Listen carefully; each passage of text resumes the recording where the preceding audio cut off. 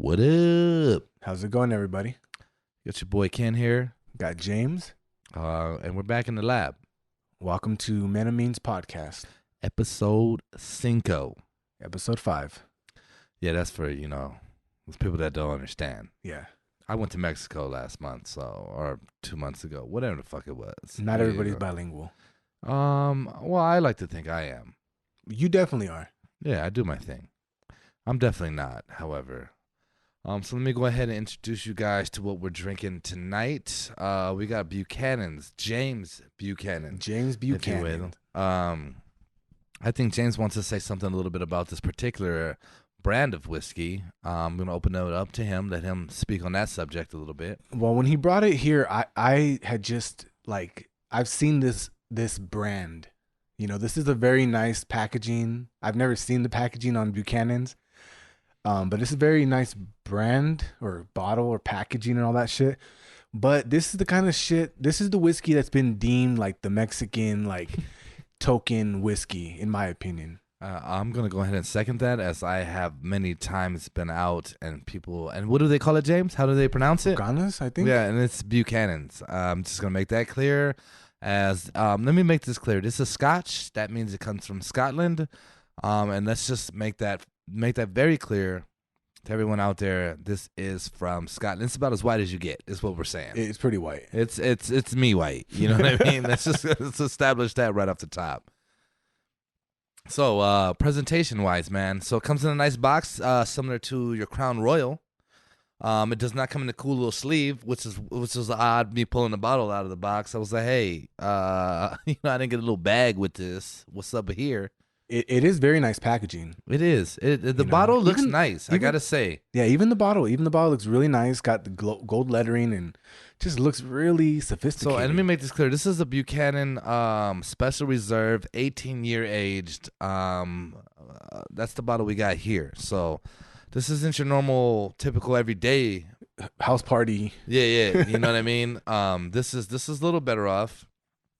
Price point, I picked up this bottle here. It was about $90.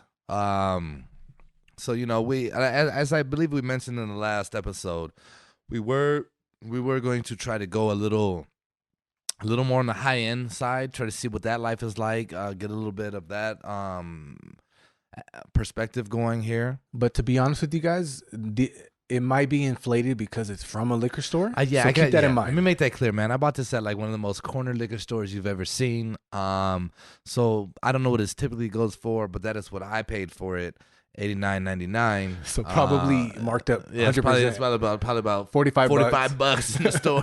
You know what I mean? But whatever, man. I was in a hurry. I had to get here. Work's been a little crazy lately.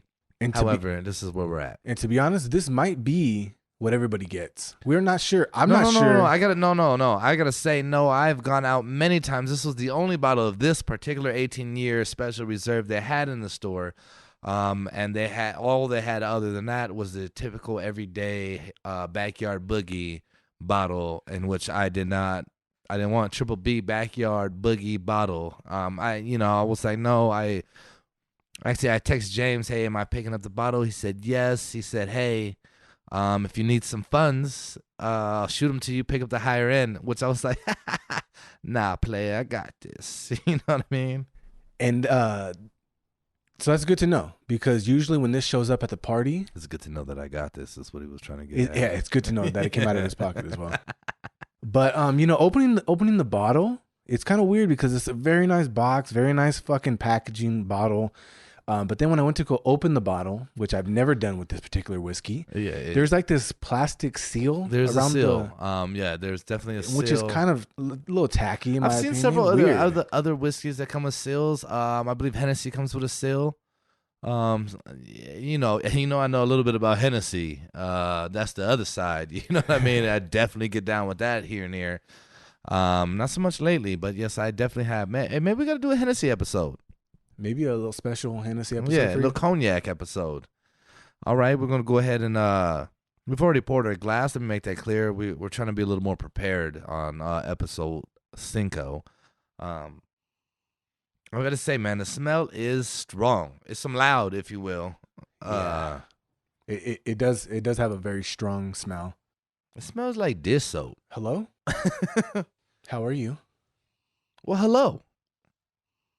And how are you? You know? Yeah, it has a strong smell, but it kind of fades the more you It smell does, it. it does, but I think that's just what happens. You know what I Yeah. mean? I think that's a natural. It diminishes with each additional smell, if you will, additional whiff. It gets a little less pungent. Okay, so let's go ahead All and give right, this a we're shot. gonna give it a taste. Here we go. Taste test time. It's not as smooth as other 18s I've had.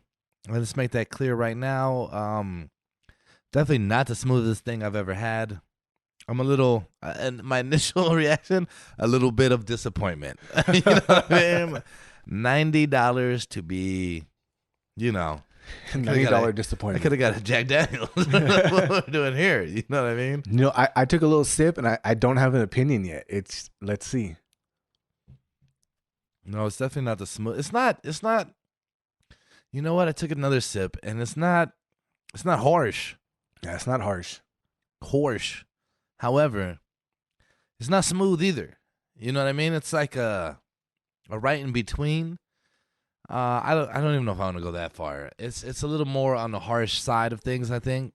Yeah, It's definitely warms you up as it goes down. You know what I mean? But that's just the way that goes. why do you think this? Okay, so yeah, I agree. It's not. It warms you up, but why do you think this is like the unofficial Hispanic whiskey? Is it I why? man, I don't know if I'm the right person to commentate on that or to really provide any perspective. Oh, you're just bilingual. Yeah, but that doesn't. That's why I got the respect value. You know went what to I mean? Mexico. I went to Mexico. What about the and- culture? Oh, You're not I'm learning all about in. the culture? Yeah, sure. I mean, briefly, I was in Papas and Beer. You know what I mean? I went to that place. I got some tacos. Okay. Well, it's okay, in my opinion. You know what? I wanna get a little more in. Let me give you a little background. So for this particular bottle, the Scotch whiskey was created 100 years ago by Sir James. Shout out to my boy here, Sir James Buchanan. I'm gonna make sure that we understand it's Buchanan. It's You know what I Buchanan. mean? There is an N at that N at the end of that.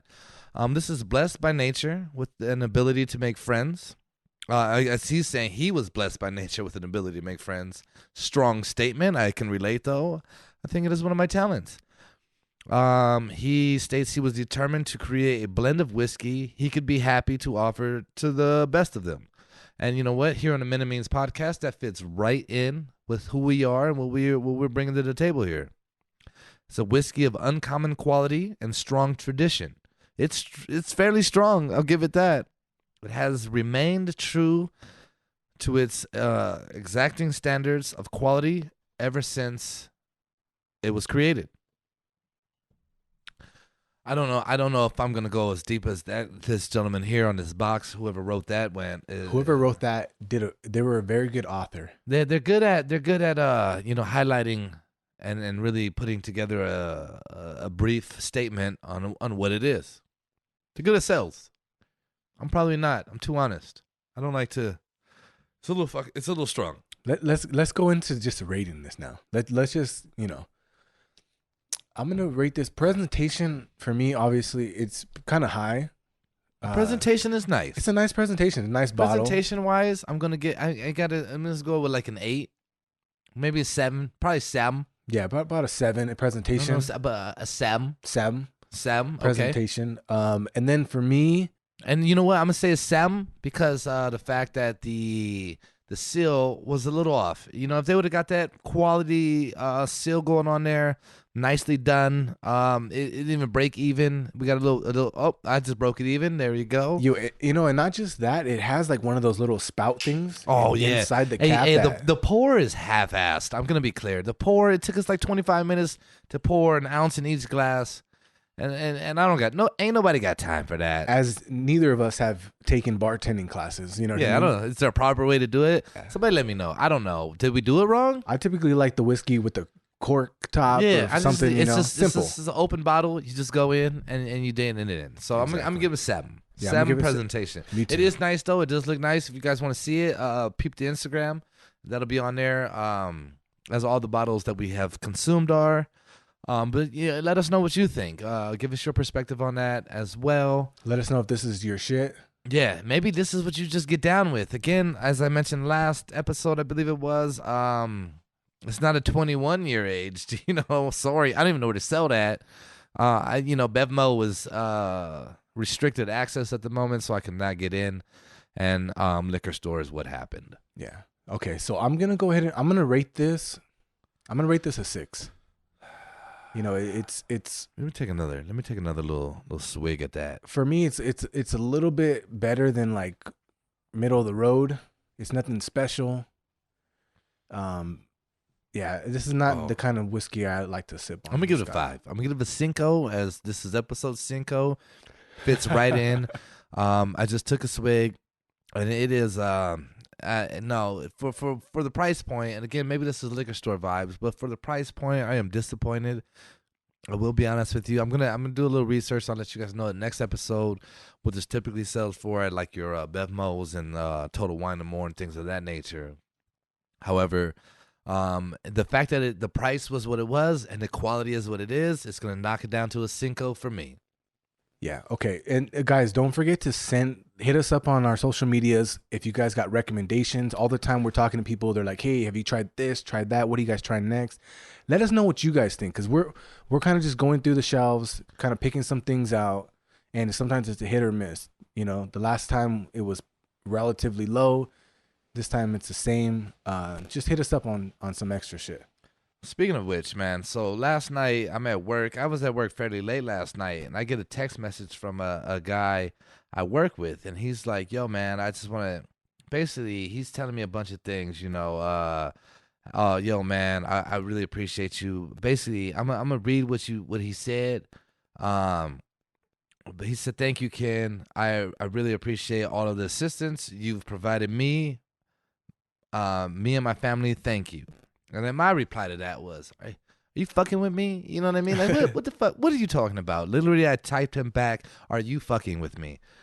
He said, "The fact that you think I was fucking with you is comedy, bro. Thank you, man. No BS."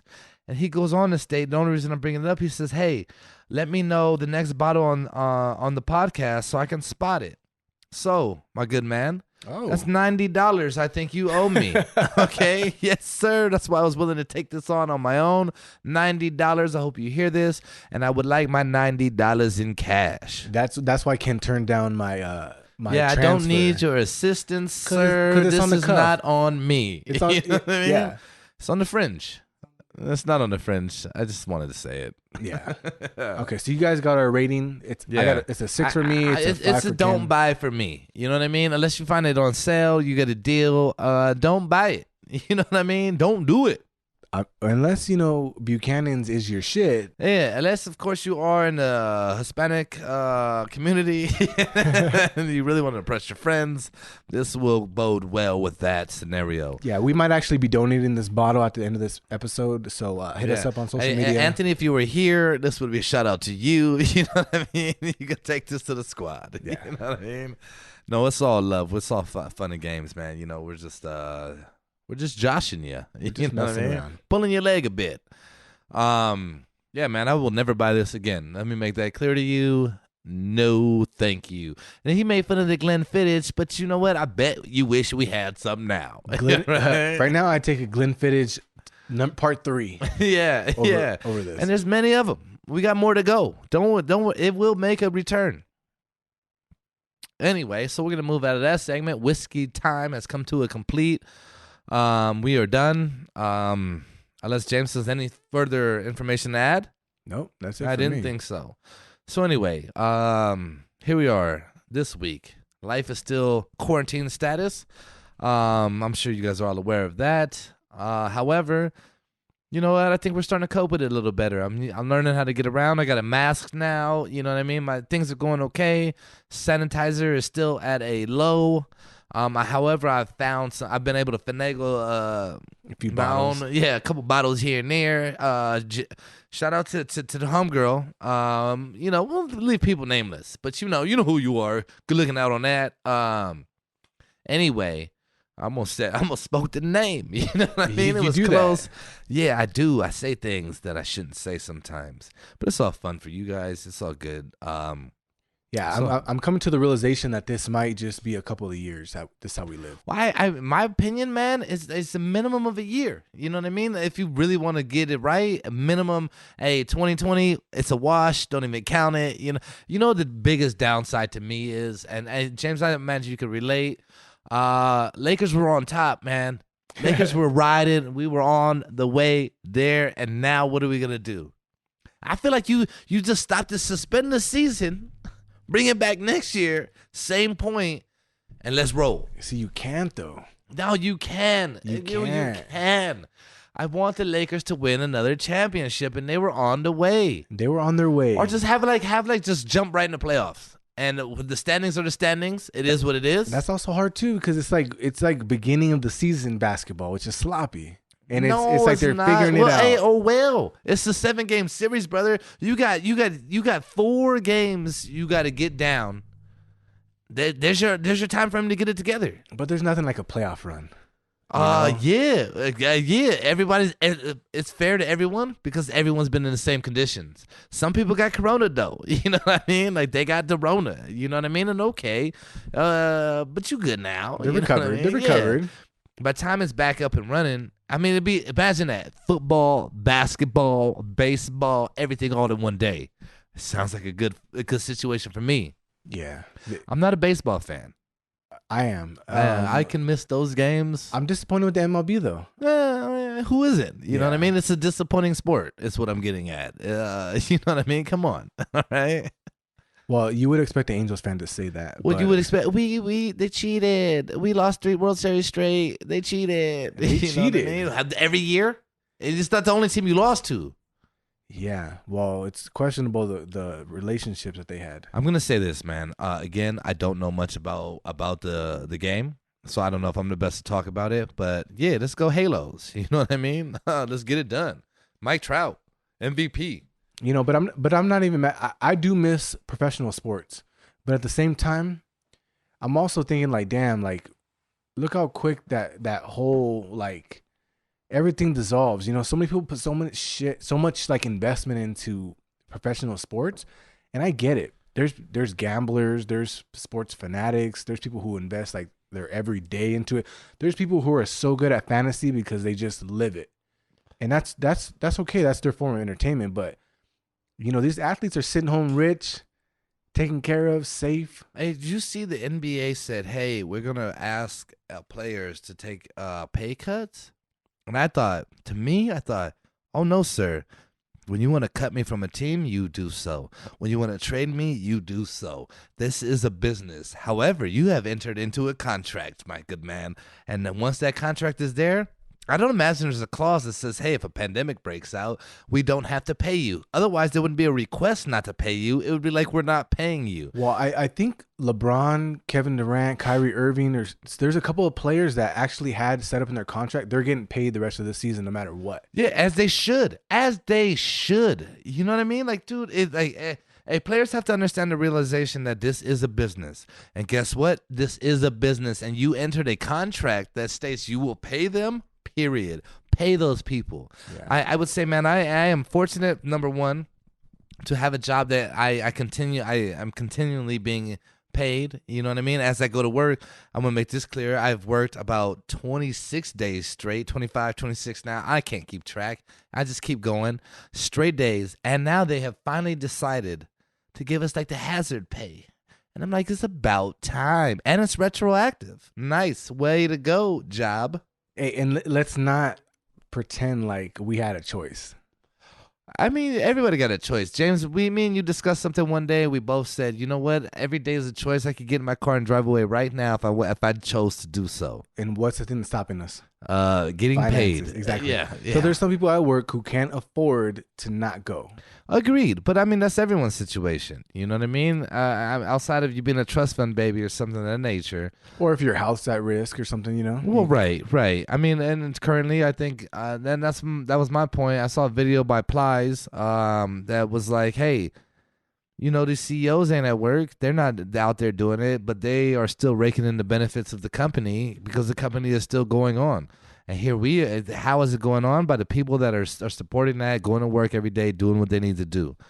And I am fortunate enough to be at a company that decided, hey, you know what? We are going to pay you for that. I believe what they stated was we're going to give you a 20% increase on your pay, which is fairly substantial.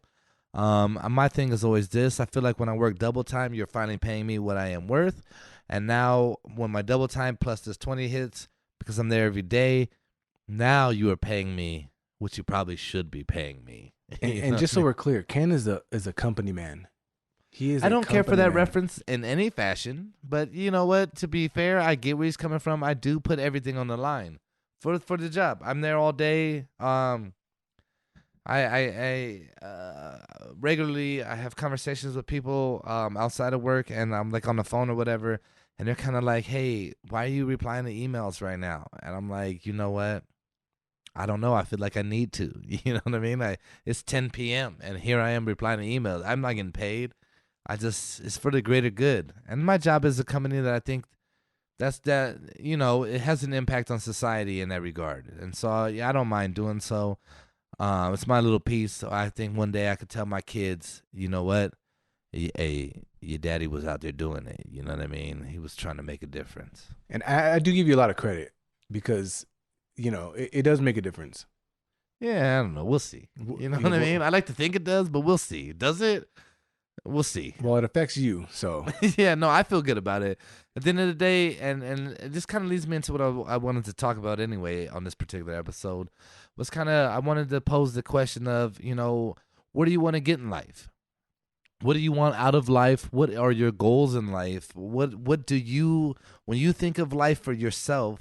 Where is it you want to be? What defines you and as having a successful life? What is that to you? How do you spell that out? What are the things that you're doing to get there? And just kind of what I mean, run with that a little bit and see let's see where that ends up. So I posed the question to you, James. so for me, I think that over the past year or so, I've really been struggling with what I'm doing to give me purpose. What I'm doing that, because we we fantasize and we think about these things, and we're living in a time where you see social media, or you see just you're able to kind of have a lot of visibility on a lot of things, and there's people out there that are living their passions or living their life how they want to live, and I'm struggling with like the corporate, the corporate structure of things, and I'm not a real big fan of it. So the things that I'm kind of wanting out of life is like more independence and just more individual contribution, More direct. Something that you said, hey, I did this, and this is the impact directly. yeah, or something like you can wake up and go, look at this is what I want to do, and it makes me feel like I'm operating out of passion, or I'm operating out of like real care. I'm putting a lot of effort into this because I believe in this, or I can invest in this. I think the other day at work I was telling Ken, like, part of the problem is not wanting or not being able to see the future and invest, because when you're in a company, a lot of times you're able to kind of plan or map out your success, your trajectory. And right now I'm kind of struggling with like, where do I see myself in this picture? And that's kind of like what's driving me to like be, and to be honest with you, I'm a little lost, and I imagine that some people start there, like you start lost. Well, you should, right? That should be your base point. Is you're doing something and you're like, why am I here?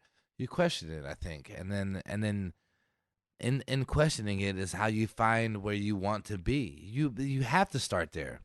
Um, And I think for people who are like at work and that, you're locked into your career, I want to stress this. I've talked to people where I'm like, look, steer your own ship within the confines of like your position and your job and your day to day and your impact on your groups and everything like that. Take the wheel, like, in a sense.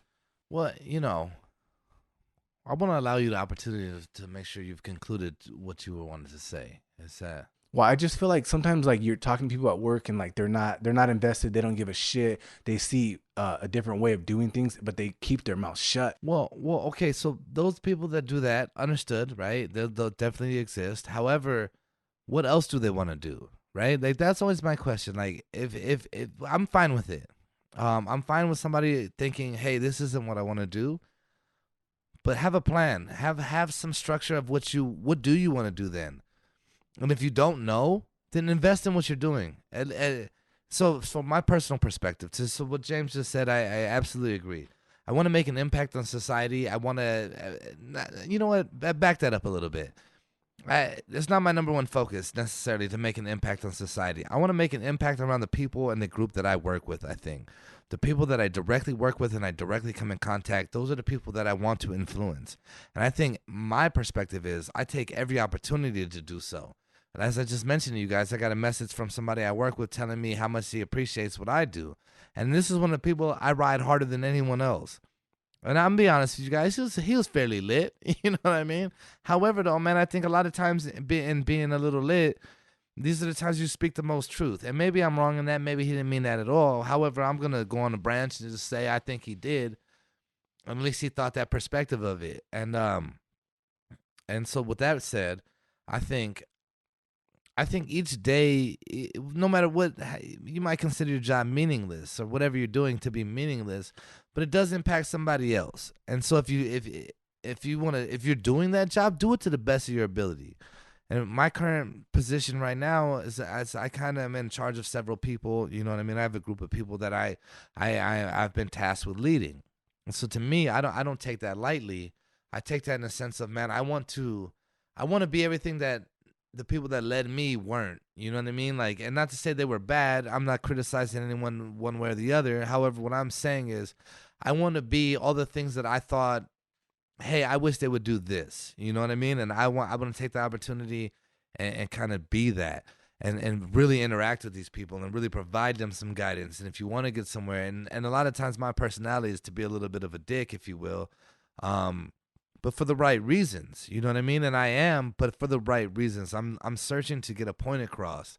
And if I think that I have a guy I think's one of the hardest workers I've ever worked with, and I tell him every day, you need me to hold your hand again today.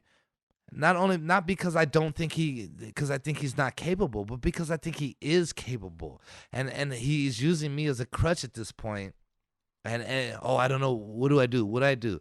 And I'm like, you know what to do it. You know what I mean? And then come tell me, hey, this is what I did. And then even if you made a mistake, then make a mistake and learn from it, and we will be fine. I'll get your back every step of the way. But use your intelligence and what you've learned to this point, because you have the capability to do so. There's some people that you understand, like, you got to kind of, no, I will hold your hand a little bit. Nothing against them. Maybe they need a little more learning or something. Little guidance. Yeah, which is fair, right? However, when you got it, you got to run with it. I remember when I first came to the position I'm in, and James is there, and I'm a little new, and then James got plucked out, and I was like, okay. Instantly. Yeah, like, I mean, day I got to, he was like, get out of here, and I was like, okay, I'm kind of alone. I remember even my boss being annoyed with me for being like, there's no plan in place for me to come here. What are we going to do? And you know what happened? I decided, all right, here I am. And I knew James, I obviously have his number. Obviously I knew who to reach out to, but I knew I needed to be able to manage things on my own as much as I could. And there was times I did call James. A lot of times I knew where he was sitting at work, and I'd come up there and I'd go up there and and then to be fair, a lot of those things I probably could have done on my own too. but it was nice to have someone there, but it opened my eyes to the understanding of, you can't be dependent on someone else every day. You gotta take some initiative, and maybe you hit a wall, and when you hit that wall, then you go, hey, this is where I'm at, this is what I'm trying to do, this is what I want to get done.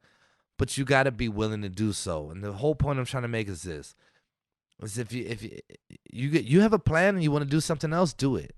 You know what I mean? Like me, when it comes to like what do I want out of life right now, my main thing is work, and sometimes I struggle with that. Like, should it be? Should I work for a corporation? Should I be focused more on things for me personally and things that I can do, or is this my contribution? Is this where I'm going to ultimately go? And that's where I get a little confused and a little like, I don't know.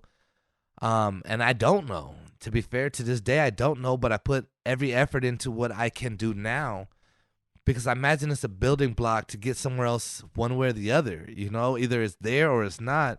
I will take the things I've learned and build upon that. And you build your foundation first.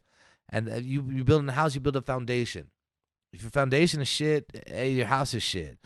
But if you build a solid foundation, you put you put the effort in, and you want to get somewhere, then there you go.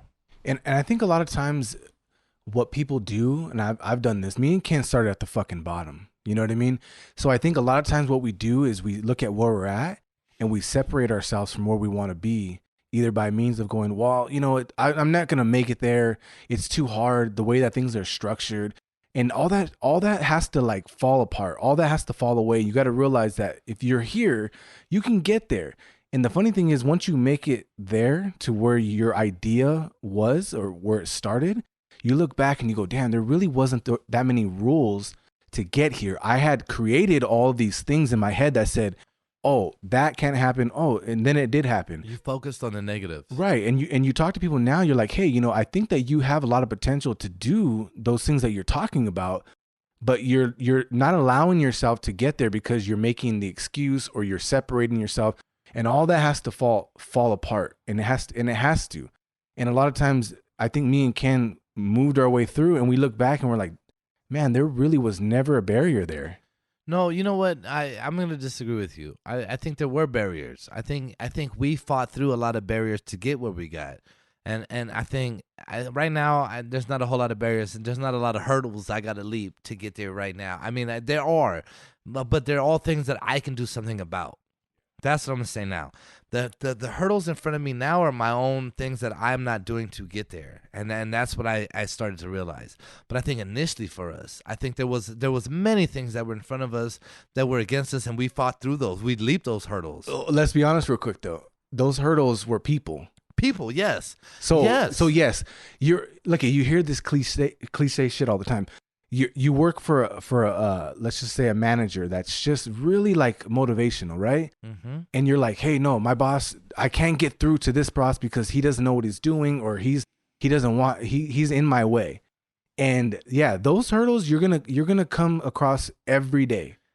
They're not gonna go anywhere, but in our situation, they have been removed, which have allowed us room to breathe. Yes, we fought through them. Yes, we endured them. But at the same time, we got better through those. I think, of course. Right? Like we learned, hey, you know what? Look, we understood. If I'm going to get somewhere, I'm going to not necessarily outsmart these people, but I will outwork everyone else. I will make it where you can no longer deny me. You cannot deny me. Yeah. And I think both of us did that. And we did it very handedly, right? Through resilience. But understanding that, though, like I was willing, like it's like the Kobe Bryant thing. I'll work everyone in the room. The Rock just says it all the time. I'm the first and last to leave. I think we were willing to put that time in, and I wanted it more than anything. I think there's several people we work with now who do that, and I think they should get somewhere. And as long as I have a say in it, they will get somewhere. However, though, the point that I want to make is this, though, is we did fight through these things, and all of that, but at the end of it, I think the question becomes, where are we ultimately trying to end up, right? Like, okay, and I think you've to a point, I think you fought through it, and it only made you more. And to be fair, man, I think you got a bad shake in a lot of ways, right? I think I told you, man, one day I was like, man, James says the most motivational things I've ever seen someone say at work, and yet I think, and I think he embraced it at the time, and yet it got me nowhere. The people above him discredited it. You know what I mean? And that's why I said when we had to fight through people. But James didn't give up. I don't think that's who he is. You know, and James, I think, can see the same in me at this point, and understanding, like, I'm not necessarily getting paid to do the job I do. I do it. I don't give a shit. You know what I mean? Like I said, man, my main focus is the people that I work with. I want to see them succeed because their success is my success, and that's exactly how I take it. You guys do well. I don't give a damn about the credit. You keep the credit. You should have the credit. You did the job, which I think was the opposite when we came up to a large extent. I think a large extent is like I would do a lot of work and get zero credit and then get nothing. And I thought, fuck that. You know what I mean? And then I understood how, but we learned how to deal with that. And that's what I'm saying. We learned how to rise through that and say, okay, you're not going to take my credit again. Instead, when I send this email out about what happened, I'm not sending it to you. Or I'll put you on it. But I'm sending it to everyone involved and saying, hey, this is what I have just done. But I think what made us, what got us to the point we're at now, like with Good Time Tony and you and even me, what it took a whole year of us pretending like we were the fucking masters of our universe. We worked in a group. We came up with our own little Avengers team, and we got characters and we did our own thing.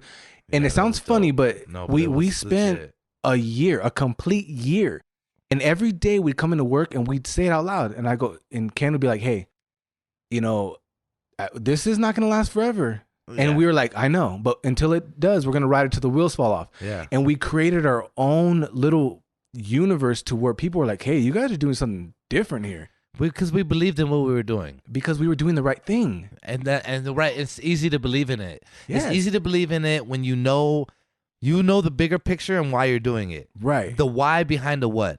And that comes from people taking initiative and being independent and having a goal in mind that was beneficial to the group. But it was easy to get people to buy into that because you could express why you're doing it, right? Like I could say, hey, I need you to do this, and not because I'm telling you to do it, but this is why. See the bigger picture. And I got to be fair, for me now, I think a lot of times I just lose sight in that, and I get like, just do what I'm telling you to do, and that's something I got to grow in and understand.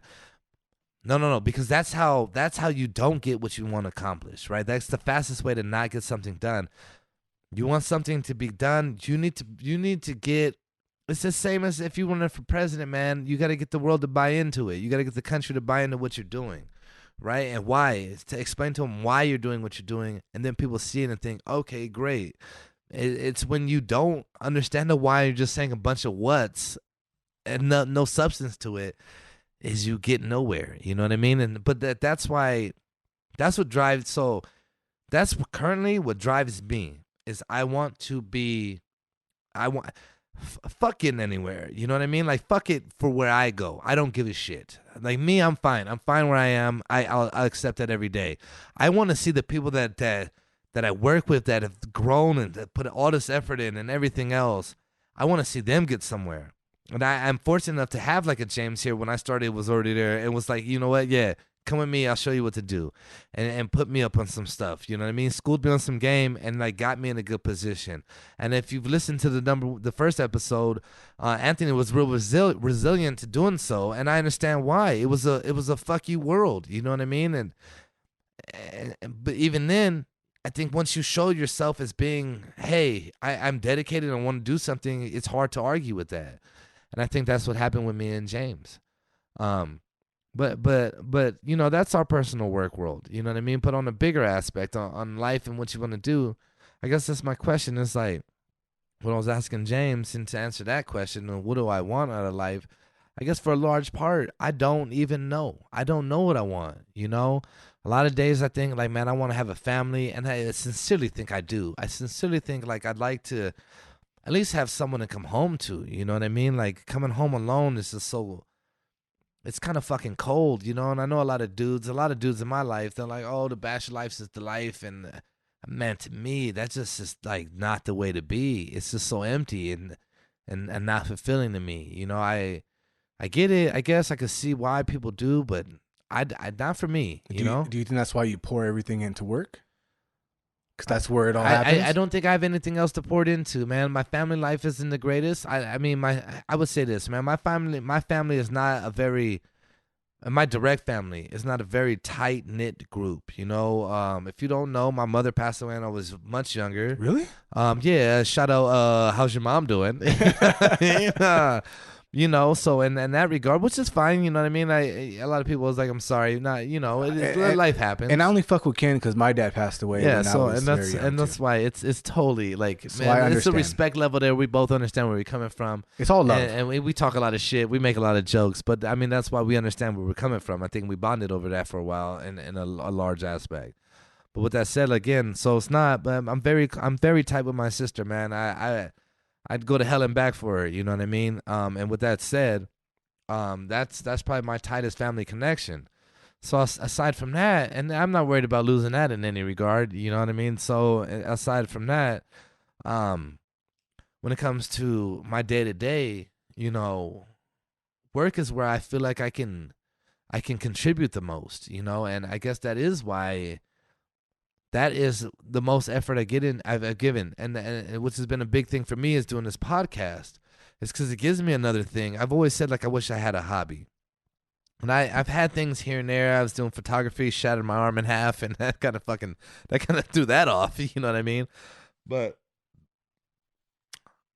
outside from that, it's been a little tough to kind of really hone in on something. You know what I mean? Which is why I'm so thankful to even have the opportunity to do this podcast. It's great getting away from work, and even though we just talked about work for the last 15 minutes or whatever it's been, but the point is that is why I put everything into it. And I think I'm fortunate enough to be in a job field where it does have a direct impact to society in a whole. And there's a lot of people that depend on the things that we do and to perform at a high level. And I think for me, I spent a majority of my life like you, like invested in work, and just because it was part of my natural character to be like strong work ethic and be overly invested and learn the things that no one expected me to learn so I could just take care of them. And it's honestly been a great, like, I think it's one of the better things about me, but I also think it's equally been one of the worst professional traits I've had is taking on too much without expecting anything in return. Yeah. And I think for the first time, I'm 31 years old, and for the first time in my life, it hit me like that I need to be not more like selfish, but more self-invested, because I've had numerous conversations with people, even people I work with that were my mentors, that would ask me like, why do you take on so much of like the personal aspect of like somebody's day or how somebody feels, or how like to motivate them and all these things. And I thought, well, that's just my natural ability.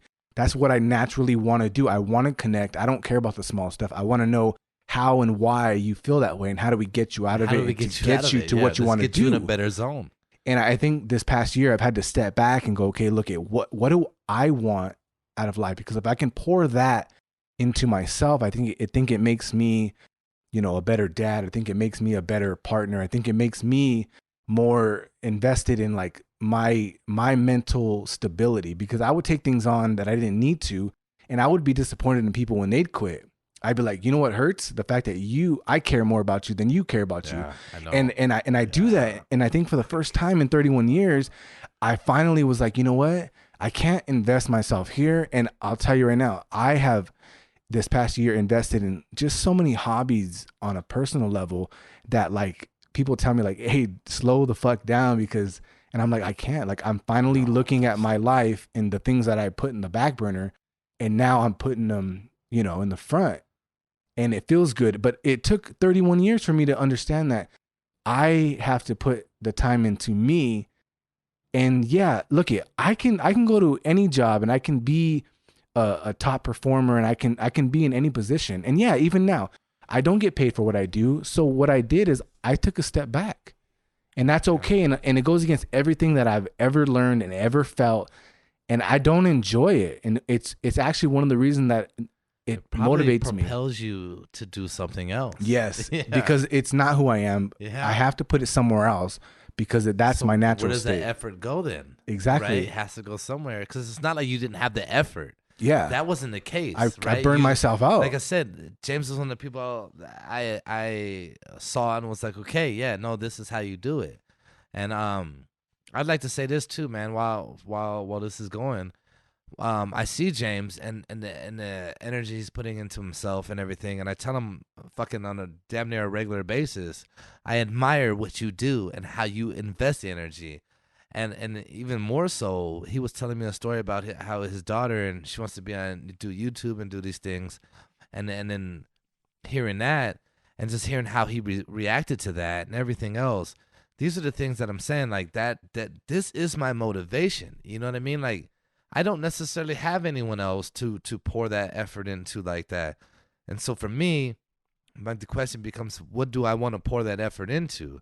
And I mean, like I recently, man, it's like my little sister. She has a daughter, my niece, man, and she's like, oh, we're having a game night, and like I blew it off. Not blew it off, but like I was worried the Rona's going around. I was like, I don't know if I'm gonna fucking come over there. It's risky, you know what I mean? Not for me, but for them. Like I was like, I don't know, like fuck, I don't want to. I don't need a reason this shit happen. You know what I Yeah. mean? I don't know. But she tells me again next week, like, come over. And I was like, you know what? No, no, no. I'll be there. You know what I mean? I had and before, like, this is something, you know me, James. Like I'm like, oh, I'm just gonna go get fucking trashed, you know? Yeah. And I hate saying that, but it's not like that's the extent of who I am at all. But it just what I think I had minimized myself to being. And then I go over there and I have a great time. You know what I mean? It was just a blast with my sister, her daughter, and her fiance. And they're all great people, people I look up to some, my sister in a large manner, man. The most respect anybody's ever get from me, I give to her, and she has that, and I think she knows that. But to that point, I'm over there, and then she tells me like a couple days they're painting, and my niece comes and puts a paintbrush out, like, "Hey, this is for Uncle Ken," and like to me, man, these are the things like I don't know that world, and then seeing it, and I'm like, damn, I want more of that. You know what I mean? And it's so I get your point.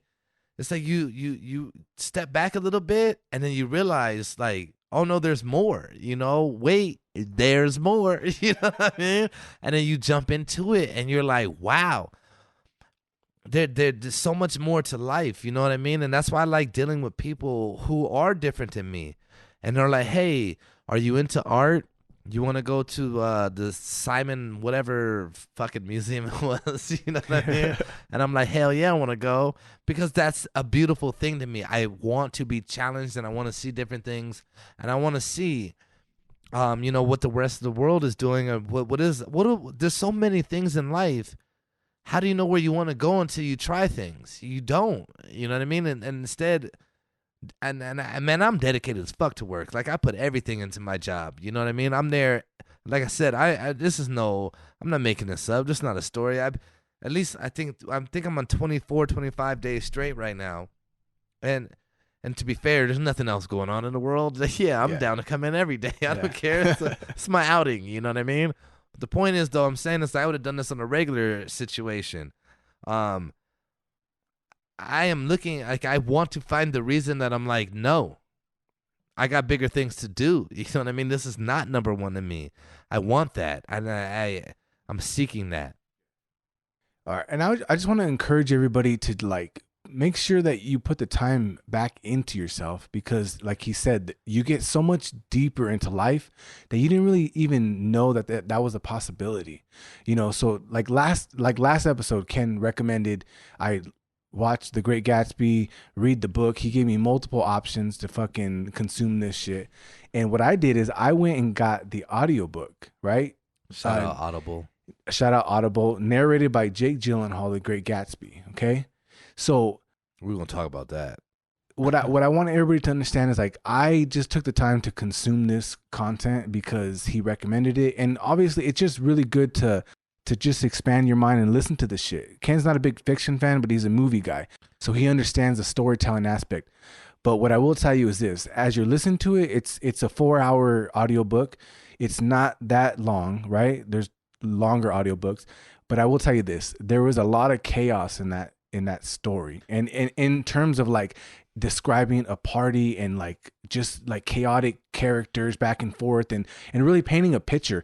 But I will tell you, you will not be able to listen to this book and do anything at the same time because there's just so much description going on. I had to rewind like 5, 6, 20 times just to hear a part so I didn't get lost. So I got a little backstory and I consumed it. Jake Gyllenhaal narrated it and Ken obviously listened to it. And I began to. I have not finished it yet. He began to. Jake Gyllenhaal is one of my favorite actors. I think he's a great actor. Okay, time out a little bit.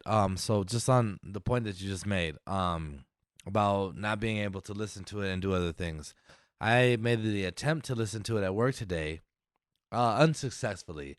I was playing, I was not. I was like, huh? You know what I mean? What? It's very. Again, I've seen the movie, and so I could kind of gauge it. However, it was difficult, and I like the way you described me as a movie guy. However, I'd say last night I was on the phone, and I identified very quickly. As much as I like to consider myself as such, I am not. There are people out there, and you know who you are, that have outclassed me, and I admire that. I look up to that. But back to The Great Gatsby, and the Audible book is narrated. Wow, that was a shit show. Narrated by Jake Gyllenhaal, and I'm not impressed. Didn't really. James, I'd like to get your opinion, but however, I just was not impressed by Jake Gyllenhaal, and that's why I think you cannot listen to other things or do other things while you're doing it, because he's just not very interesting. I mean, he's a great actor. I fucking Nightcrawler is one of my favorite fucking movies of all time. Donnie Darko's dope. The list goes on. However, reading an audio book, I was like, sir, I'm not interested. It sounded like he was reading the script for the first time. Like he was just Yeah. combing through it.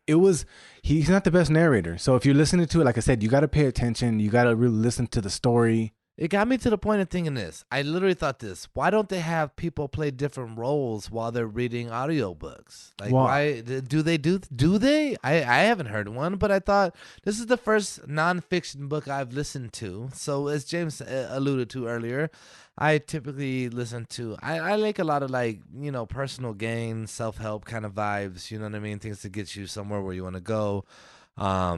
Those kind of audio books. However, after the last podcast, I was like, let me listen to. James informed me that he had listened to the entirety of the Great Gatsby. I thought, well, I better do the same to get prepared for this. If you know anything about me, I'm a last minute kind of guy.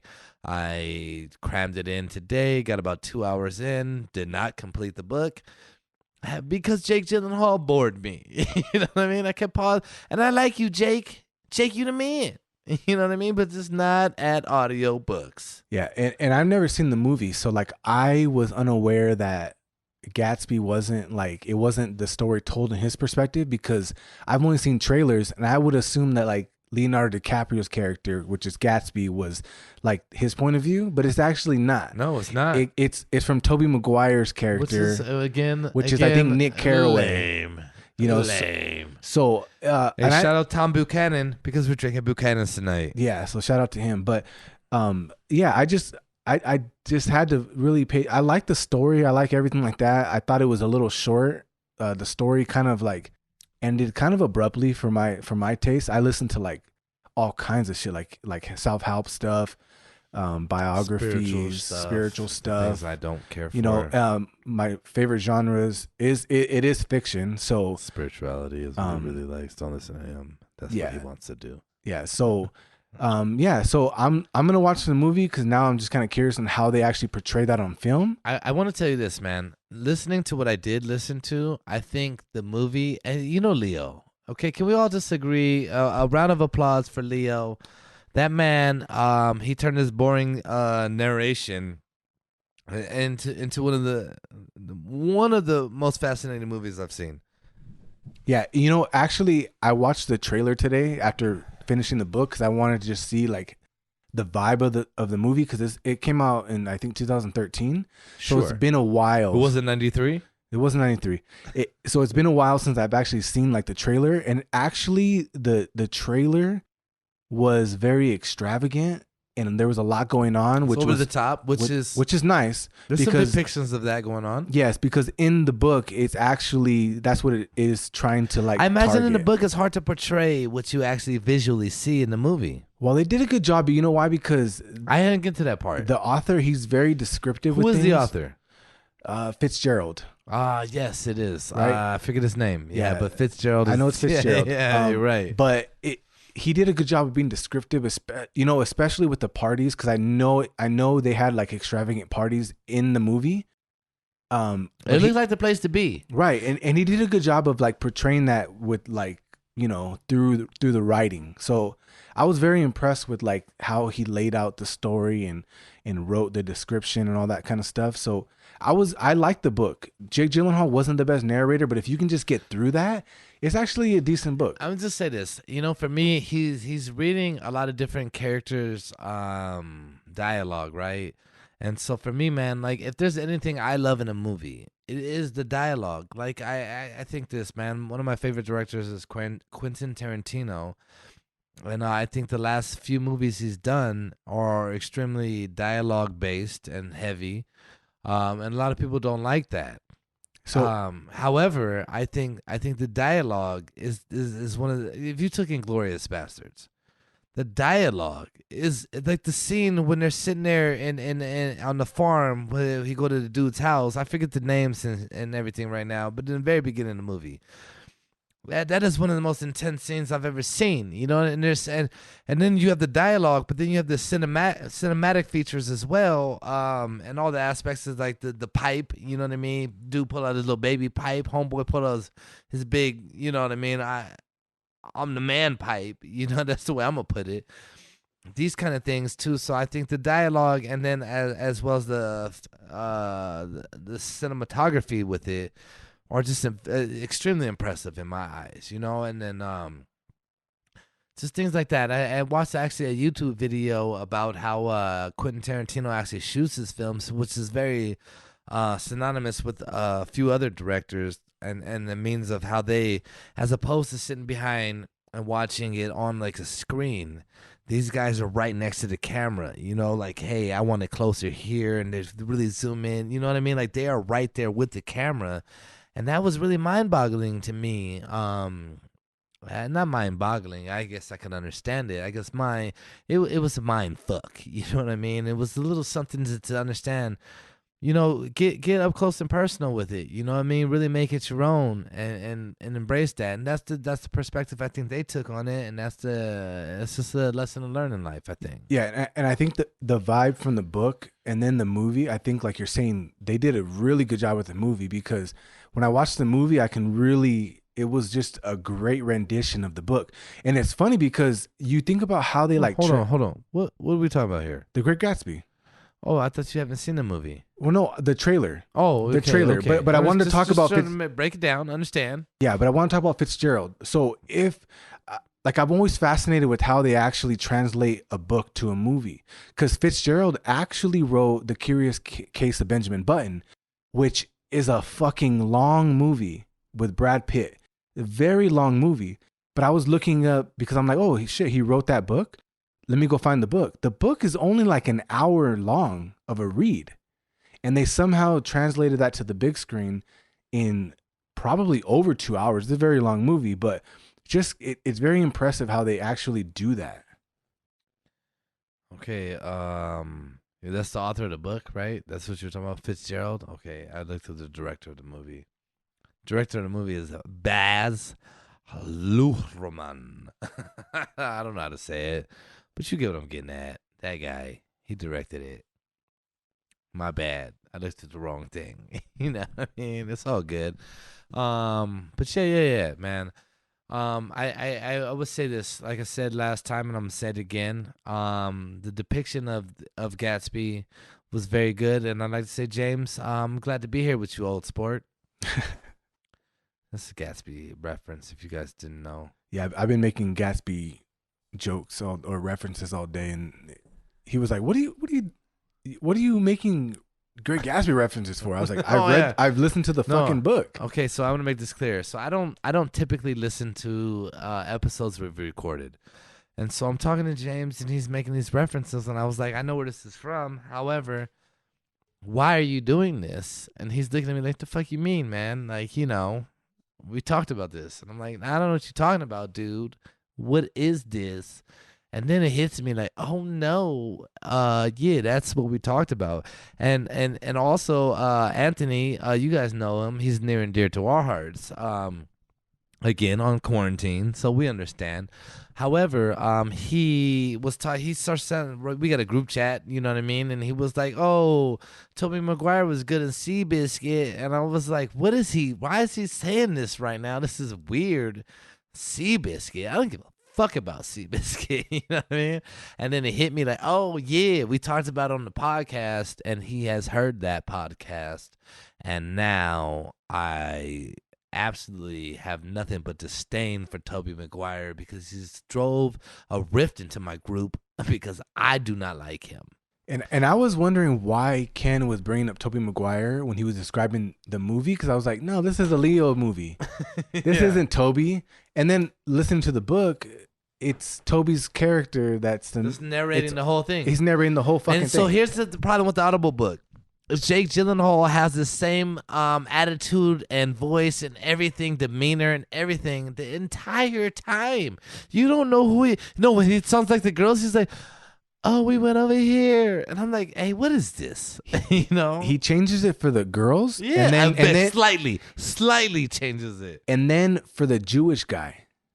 Oh wow, I didn't get to that part. Yeah, he changed it for the Jewish guy in the restaurant. Oh, no, I haven't. And I'm like, there. wow, okay, so you're gonna do racist. a Jewish voice, okay? Racist. Is that a Jewish voice? What's a Jewish voice? I know. Yeah, right. Like, they talk pretty normal. You know what I mean? I've actually never really met too many Jewish people, and you probably have. You just don't know you have. Right. Hey, but those guys are great guys. We love them. You know what I mean? Sponsor the show if you want to. You know what I mean? That's a side joke. If you get it, you get it. You know what I mean? Whatever. Anyway. Let's say this, man. Gatsby's cool. Which brings me to another point, though. I wanted to ask James, Martin Scorsese. We can all agree, quality director. What's your number one Scorsese film? Number one. What's your fucking number one Scorsese film? That's what I want to know. You in the hot seat right now, on the spot. Which one is it? Oh man, it's between Wolf of Wall Street and Casino. Wow, don't consider either one of those the best. I don't. Casino, really? Disappointed. It's because I grew up with it. Yeah. I grew up with it. I watched it as a kid, and I was just infatuated with that whole story. You think Wolf of Wall Street's one or two? Well, it's right there, but right in your book, it's one or two. Well, see, when you're rating movies, sometimes nostalgia gets in the fucking way. Yeah, but Wolf of Wall Street is nostalgia for you? No, Casino. Okay, so why Wolf of Wall Street number two? Because I think it had a fucking ridiculous story. I think the It's story a wild was story. It's a captivating story. Nonetheless, yes, I absolutely agree with you. Yes, it is captivating. It's up there. It's one of the better ones. But one or two, can I give you mine? Do you mind? I'm gonna say this. Number one, forever and always. Goodfellas. It's simple as that. Okay, and from near, it's between. If I had to pick, it's Departed. I'm probably gonna go to Departed.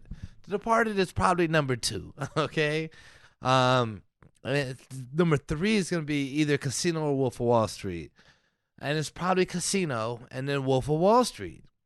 But Casino and you know what I mean. It just follow. We start getting into the formulas. I think. The only reason I threw Wolf of Wall Street in there so high is because everything before Wolf of Wall Street was strictly or primarily based on the mafia, which is Casino. Which is, but you put it up there, right? Why you put it up there? Because Goodfellas to me is actually a great movie, but I didn't think that it had the relevant storyline that I like. So we got Taxi Driver, we got Raging Bull. You don't put those in there? No, really. I mean, I'd put Taxi Driver up there. Shutter Island. I put them up there. But Shutter Island's one of those movies that you can watch once. I couldn't agree with you more. No, You're right. I don't mean that you can watch it only once. I mean that the second time you watch it will never, ever come close to the first time. I couldn't agree with you more. Because the twist. Yes, I couldn't agree with you more. There's a couple movies that just happen like that. And if you do watch it again, it's only to understand the ending. You know what I mean? It's only like, whoa. It's only what was really going on? It's only waiting for the ending. Yeah, it's like, well, what really was going on? The second time you watch Shutter Island is like when you're showing somebody a funny video that you've already watched. Yeah. And you're waiting for them to laugh. It's like, what do you think? It's are we here or are we not? Shutter Island's a great recommendation movie. Are we finished or are we done? Yeah. Right? Right. Yeah. So it is a good movie. I'm making the Birdman pose. It is a good movie. It is. The first time around. The first time around, it will never be better than the first time around. But it's a fucking great movie. I feel the same with Inception. Same way with Inception. I've seen it after, and it's literally just kind of like waiting to see what. Okay, let me just try to. I'm just trying to gather information. I think kind of like the Matrix. Like Matrix is dope. I said Matrix 2. What is it? Reloaded. I'm literally just kind of like, let me get to the point where like the creator's there, and let me try to understand his bullshit for a minute. But really, I'm like, no, I did the first time, and it doesn't get any deeper than I did the first time, and you know your rhetoric is only trying to confuse me. It has not done so fuck off, you know. But I get it. But let's just say this. Okay, I was talking to my boy James the other day, and I was like, Scorsese, you know, no, he's the man. Irishman came out, right? And we're talking about Irishman. And I'm like, you know, I'm going to be honest with you, man. I think it's too long, and it deterred me from watching it. I tried to watch it. I started watching it, and then I'm sitting there watching it, and I'm like, man, I don't know how long I'm into it, but it is putting me to bed. And it's not that I think it's a bad movie, but I think it was just typical of Casino, Goodfellas, and I'm so it's the same cast basically. You know what I mean? And so I feel like here I am watching the third installment of this fucking movie, and you know I fell asleep, and then I woke up and I was like, oh my god, it is still on. It's still on. This movie is so long. It's like 3.5 hours. It's like Titanic, but not Titanic. You know what I mean? And let me give you a little background. The first time I watched Titanic, I was a boy. I was just a boy when VHSs were popular. And it was a dual cassette VHS compilation, if you will. And I'm sitting there, and, you know, my family's watching Titanic, and I had just bought this RC car.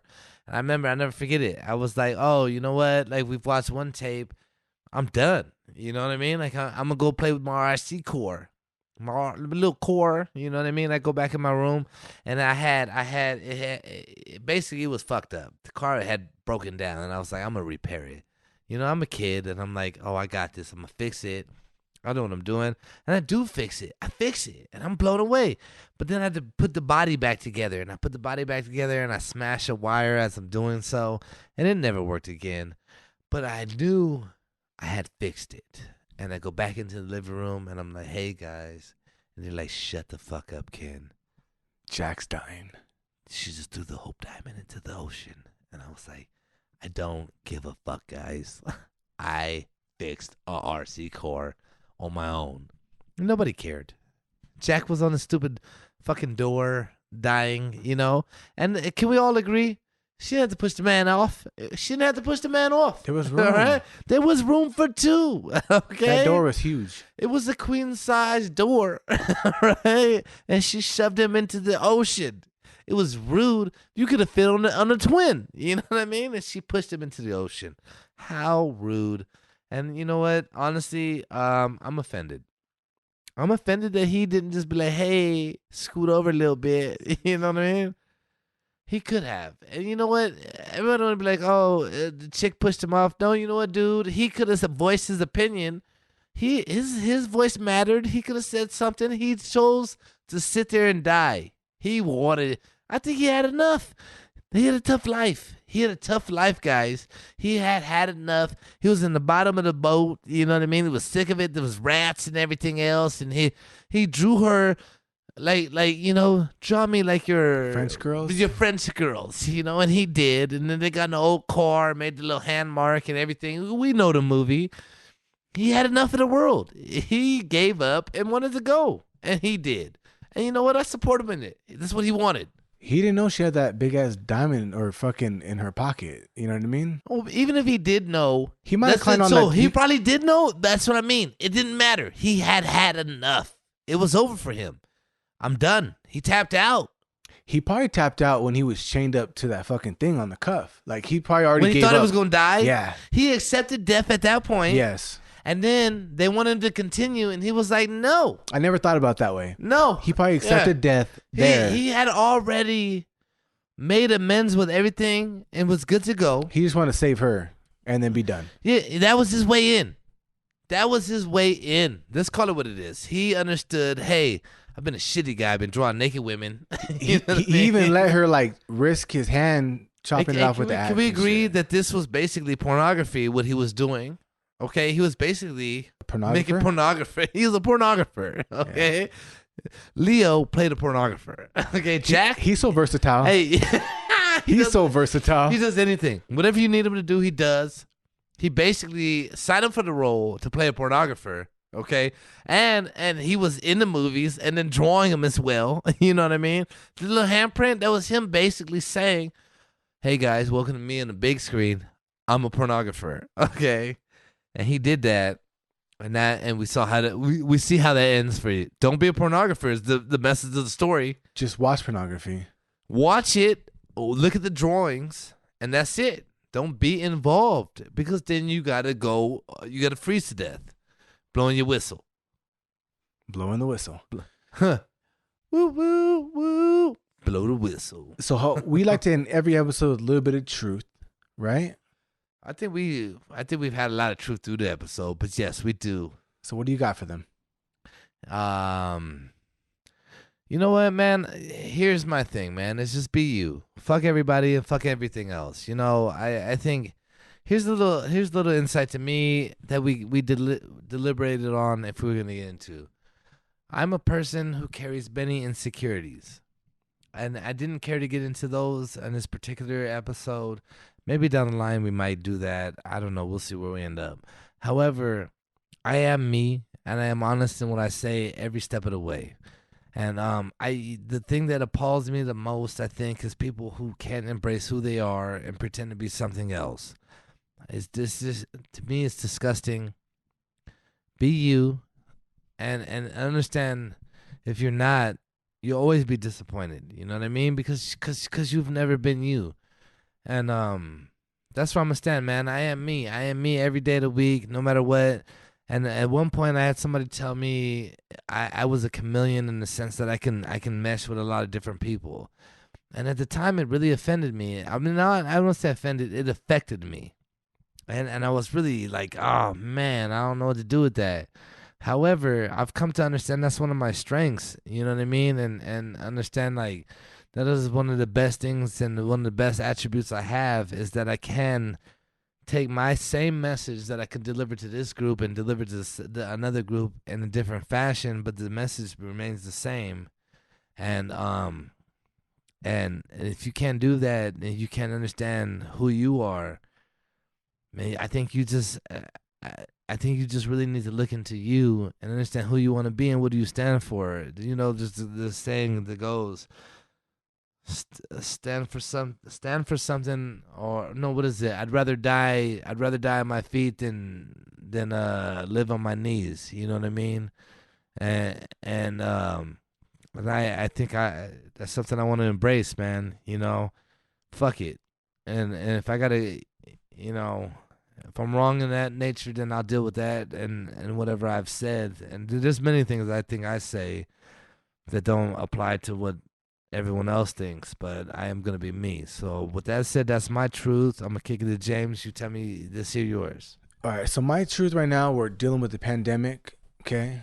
You got every age group is now at this point well aware of our situation and the abnormalities that come with that, from everything from schools being out to people losing their jobs to people having to be in a workplace where it's hazardous potentially. And I want to just encourage everybody to understand, okay, at this point, be real with what you want. I know people like Good Time Tony, really, really, really affected by it, like Shout mentally. Out Good Time Tony. And I encourage that. If that's how at this point you want to process it, go ahead and process it that way. For other people, just go about it in the safest way possible. I want to encourage everybody again to look at what you're doing on a daily basis. If you are at home and you're fortunate enough to be paid at home, you know, take advantage of it. Think about how you want to come back into the world, because really this is the time and place where everybody's either plucked out of where they're normally at and they're looking at things from a different point of view, or you're just disconnected. And when you choose to reconnect, or when we're able to reconnect, understand how we're able to interact with each other and what we took for granted, and just understand that we all can just do a better job. On that note, I'm gonna say this: there's many of you guys that are working from home. And shout out to people that jobs are like, hey, we gotta lay you off and everything, man. That's fucked up. It's a tough time. We all sympathize for that. However, there's many people out there, I think, that like damn well you work from home and you don't have an 8-hour job that you could do from home. So get the fuck up and do something. You know what I mean? That's what I want to mean. This is a chance for you to get paid to do something you want to do. Take advantage of that. Make the most of it. There's bad situations for people. We acknowledge that. But those of you who have the opportunity, just get the fuck up and do it. You know what I mean? That's where I'm going to stand, man. I know many people who actually do work from home, who invest that entire period of time working from home. And you know what? If you do that, I think, man, all admiration goes out to you in doing that, because you could probably get away with not, but you decide and you're dedicated enough to do so. And that, I think that's commendable. And somebody should give you a pat on the back for that, because a lot of people, I think, are out there not doing so. But either or, I see a lot of, man, here's the point. The world now is weird. Instagram's weird now. So I see more than ever I've ever seen people just kind of trying to say, hey, here's your chance to do something. And I think they're right. If you have that opportunity, unlike me, who's worked 365 days straight now, no days off, I haven't seen sunlight or, anything in a year, even though this pandemic's been going on for like a month. But you know what? I'm dedicated. Damn it, I'm out here. The point I'm making is just get out there and do something, man. You know what I mean? Make the most of it. You know what I mean? If not, you only letting yourself down, and you fucking fell at the end of that. So that's on you. All right, so everybody, go and listen to this on any platform that you guys see fit. Check out our social medias. Don't forget to recommend some whiskey for us to try. We are always looking for recommendations. Hit us up with some of your guys' own critique of the shit that we're going through now. And we look forward to hearing from you guys and talking to you guys next time. And on top of that, if you guys want to send us whiskey, please feel free to we're send it always. to us. Yeah. Please feel free to send it California. And don't know the zip code, but shoot it. 91750. Yeah, put Men and Means as the contact. I will grab it my goddamn self, and we'd be good to go. And we'll give you a shout out. Oh, yeah, you want get us a bottle? We'll shout you out for like 10 episodes. And you'll be able to come on. Yeah, nah, I don't know about that. Yeah, no. Too far. Take that back. No. Just send us some shit. Yeah, send it, though. Shoot it. Bye.